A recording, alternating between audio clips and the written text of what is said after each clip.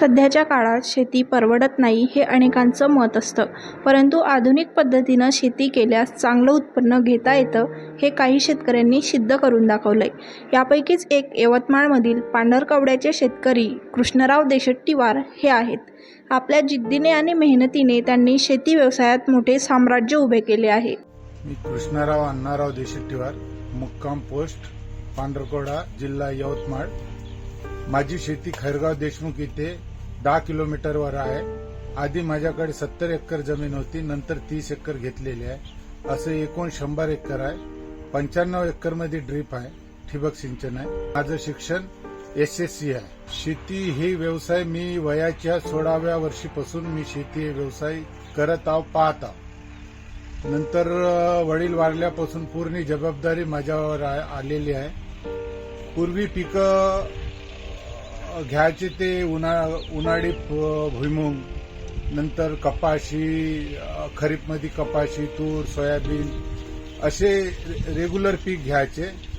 कालांतराने मग भाजीपाल्याकडे वळलं। भाजीपाला जवळजवळ 20-25 एकर राहायचं। त्यावेळेस मजूर मिळायचं। मी कलकत्ता, नागपूर, चंद्रपूर, मद्रास, मुंबईपर्यंत पाठवलेला आहो। गाड्या लोडिंग करून इथून पाठवत होतो। टमाटे, मिरची, वांगे, कोबी। कालांतराने हळदकडे वळलो, हळद घेतलं। पण हे सगळं लेबरच्या म्हणजे मजुराअभावी थोडं मला ते बाजूला सारून मला फळ पिकाकडे वळा लागलं। आज मी फळ पिकाकडे 7-8 वर्षापासून फळ पिकाकडे वळलो।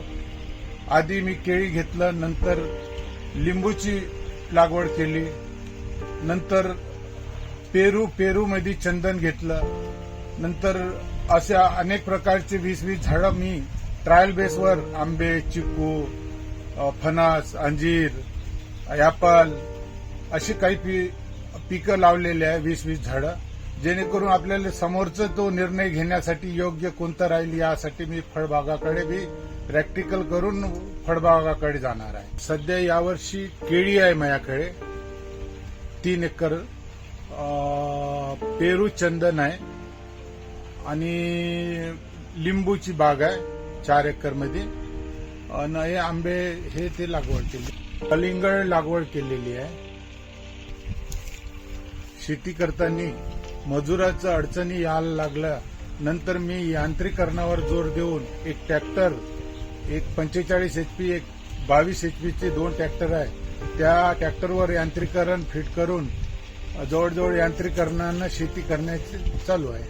वार्षिक उत्पादन मला 80 लाखापर्यंत मिळतो।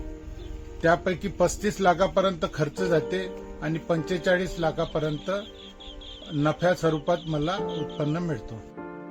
2019-20 मध्ये कृष्णराव देशेट्टीवार यांची कृषी विभागाच्या माध्यमातून इस्राईल दौऱ्यासाठीही निवड झाली होती। यवतमाळ जिल्ह्यातील इस्राईल दौऱ्यासाठी निवड झालेले ते एकमेव शेतकरी होते, असेही त्यांनी सांगितले।